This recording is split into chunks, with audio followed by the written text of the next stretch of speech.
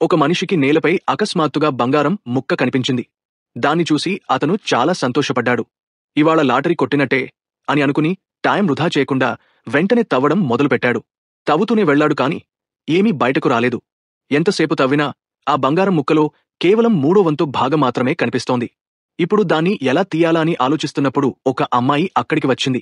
ఆమె చెప్పింది, కొన్ని గంటలుగా తవ్వుతున్నావు కాని ఈ బంగారం బయటకు రావట్లేదు. ఇక వదిలే అని అంటుంది. కాని ఆ మనిషి మొండిగా, నా ఎముకలు విరిగిపోయినా సరే నేను ఈ బంగారు మొత్తం తీసుకెళ్తాను అంటాడు. ఆ మాట విని అమ్మాయి అక్కడి నుంచి వెళ్ళిపోయింది. కాని ఆ మనిషి తవ్వడం ఆపకుండా చేస్తూనే ఉన్నాడు. ఇంతలో 3 రోజుల క్రితం కొంతమంది అడవిలో కాంప్కి వెళ్లారు. ఆ అడవి చాలా అందంగా ఉంది. చుట్టూ రంగురంగుల పూలు, పక్షుల సంగీతం, చిన్న చిన్న ఏనుగులు. అదే సమయంలో ఒక వ్యక్తి జారి పడిపోయాడు. అతని కాలు ఏదో మీద పడింది. బాగా చూడగా అది రాయి కాదు, డైనోసార్లా కనిపించే ఒక పెద్ద తొండ జాతికి చెందిన గుడ్లు. ఆ గుడ్లలో ఒకదాంట్లో పడిపోయి ఒక చిన్న తొండ డైనోసార్ బేబీ బయటకు వచ్చింది. అది చూసి అతను ప్యాంటు తడుపుకుంటాడు. ఈ గోలతో తల్లి తొండ ఆగ్రహంతో వారిమీద మండిపడింది. ఒక్కసారిగా దాదాపు 1 మీటర్ పొడవుతో లేచి అందరిపై దాడి చేసింది. ప్రాణాలు కాపాడుకోవడానికి అందరూ చెట్ల వెనకాల దాక్కున్నారు. అయినప్పటికీ వారిని వదలలేదు.